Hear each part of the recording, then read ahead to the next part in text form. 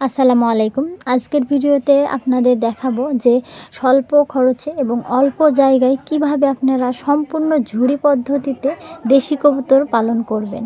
তো চলুন ভিডিওটা না টেনে সম্পূর্ণ দেখতে থাকুন, এবং আপনি যদি আমার চ্যানেলে নতুন হয়ে থাকেন আমার চ্যানেলটি অবশ্যই সাবস্ক্রাইব করে দিবেন এবং পাশে থাকা বেল আইকনটি প্রেস করে রাখবেন। আপনারা যারা কবুতরের খামার দিতে চাইছেন এবং কবুতর পালতে চাইছেন, কিন্তু আপনাদের পুঁজি এবং আপনাদের জায়গা কম থাকায় আপনারা কবুতর পালতে পারছেন না, আজকের ভিডিওটা শুধু তাদের জন্য।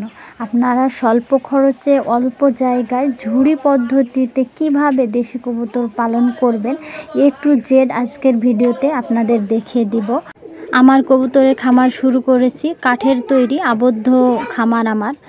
তো 5 জোড় কবুতর দিয়ে শুরু করেছি। এখন আমার হাজব্যান্ড ছুটিতে আসার পর ও আমার এই যে কাঠের তৈরি ঘর দেখে ওর পছন্দ হয়নি, কারণ কাঠের তৈরি ঘরে অনেক পোকামাকড় সমস্যা দেখা দেয়, অনেক রোগ জীবাণু ওর মধ্যে থাকে।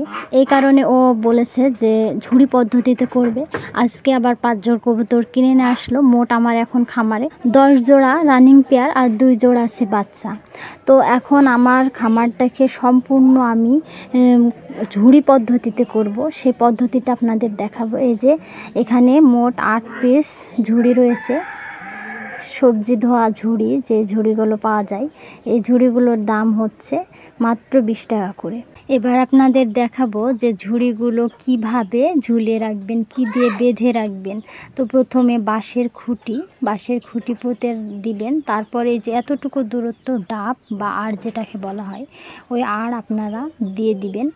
তারপর আপনারা ঝুড়িগুলোকে ডাপে এই যে 5 ইঞ্চি দূরত্ব করে তার দিয়ে বেঁধে দিবেন। 2 জায়গায় বাঁধতে হবে। এই যে দেখুন, দেখতেই পাচ্ছেন 2 জায়গায় বাঁধা হয়েছে। তার দিয়ে বাঁধছে, আপনারা চাইলে দড়ি দিয়েও বাঁধতে পারেন। তার দিয়ে বাঁধলে একটু মজবুত হয়, সে কারণে আমরা তার দিয়েই বাঁধছি। যেহেতু আমার আবদ্ধ খামারে আমি কাঠের ঘরটা রাখার মতো ছাড়া আমার এখানে জায়গা নেই, একেবারেই জায়গা নেই। তো আমি এই কারণে আমি এই যে ঝুড়ি পদ্ধতি শুরু করেছি। আমার কাঠের ঘরে মাত্র 9 জোড়া কবুতরের বেশি কবুতর এখানে রাখা যাবে না, তাই এই যে ঝুড়ি পদ্ধতিতে আমি অনায়াসে 50 জোড় কবুতর রাখতে পারবো ইনশাআল্লাহ। তো এইবার দেখুন আমার ঝুড়িগুলো টানানো হয়ে গেছে। তো কবুতর রাখার পর ওই ঝুড়িটা বাঁকা হয়ে যাচ্ছে। এবার কি করতে হবে, এইবার আপনাদের দেখাবো যে ঝুড়ির মাঝ বরাবর আপনার যতটা ডাপে যতটা ঝুড়ির থাকবে, প্রতিটা ঝুড়িতে এমন করে মাঝ বরাবর তার দিয়ে এই যে টানা দিয়ে বেঁধে দিতে হবে। এই যে দেখুন, এই ঝুড়িটার পর এই ঝুড়িটাকে বাঁধলাম। এই ঝুড়িটা বাঁধার পর উপরে যে বাঁশের খুঁটি আছে, উপরে যে ডাপ রয়েছে, সেই ডাপের সাথে এই তারটা দিয়ে টানা দিয়ে বেঁধে দিতে হবে। এই যে আপনাদের দেখিয়ে দিচ্ছি। এই যে দেখুন, একেবারে উপরে যে ডাপ রয়েছে সেই ডাপে আমরা এই যে এমন করে টানা দিয়ে তার দিয়ে বেঁধে দিতে হবে। তাহলে এই যে দেখুন কত সুন্দরভাবে, এবার ঝুড়িগুলো বাঁকাও হবে না, পড়েও যাবে না, খুলেও যাবে না, মজবুত করে অনেক সুন্দরভাবে এমন করে বেঁধে দিয়েছে। সেনাবাহিনীরা সব কাজে পারদর্শী হয় এবং তাদের হাতের কাজ নিখুঁত এবং অনেক সুন্দর হয়, মাশাআল্লাহ। তো তাদের প্রখর বুদ্ধি। আমি আমার কবুতরের খামার নিয়ে অনেক টেনশনে ছিলাম যে আমার স্বল্প খরচে এবং অল্প জায়গায় কিভাবে আমার খামার বড় করব। তো আমার হাজব্যান্ড এবার ছুটিতে এসে আমাকে যে আমার আবদ্ধ খামারে চমক লাগিয়ে দিয়েছে, মাশাআল্লাহ। তার প্রখর বুদ্ধি দিয়ে স্বল্প খরচে অল্প জায়গায় সম্পূর্ণ ঝুড়ি পদ্ধতিতে 50 জোড়া মানে 100টি কবুতর পালনের জন্য জায়গা করে দিয়েছে। সবশেষে যে কাজটা করতে হবে, পাটের বস্তা ঝুড়ির মাপ করে কেটে নিতে হবে। নেওয়ার পর ঝুড়ির মধ্যে রেখে দিতে হবে।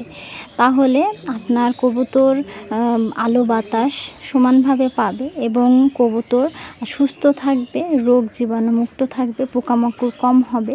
এবং ডিম বাচ্চা করার পর 1 জোড় কবুতর তার বাচ্চা নিয়ে এই ঝুড়ির মধ্যেই থাকতে পারবে, তাদের জন্য আলাদা ঝুড়ির প্রয়োজন নেই।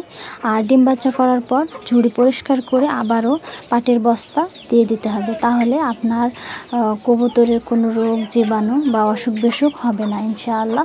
স্বল্প খরচে অল্প টাকায় ঝুড়ি পদ্ধতি দেশি কবুতর পালন পদ্ধতি আপনাদের যদি ভালো লাগে অবশ্যই লাইক কমেন্ট শেয়ার করে দিবেন। সবাই ভালো থাকবেন, সুস্থ থাকবেন। আল্লাহ হাফেজ।